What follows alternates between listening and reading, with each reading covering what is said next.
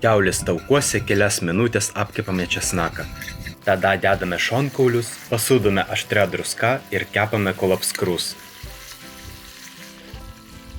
Mėsą išimame ir dedame supjaustytą svogūną, morką ir burokėlius.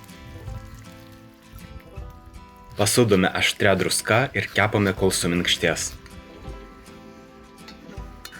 Pridedame šaukštą pomidorų pastos, pabarstome juodaisiais pipirais ir permaišome.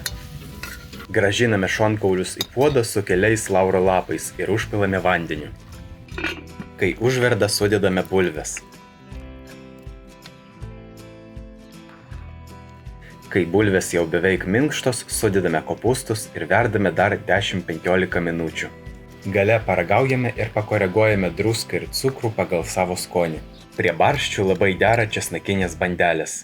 Į karštą sviestą išspaudžiame česnaką ir dedame smulkintus krapus. Permaišome ir sutepame bandelės. Ant viršaus galima pabarstyti fleur de sel druska. Pilną receptą ir naudojamus produktus rasite aprašyme ir komentaruose. Skanaus!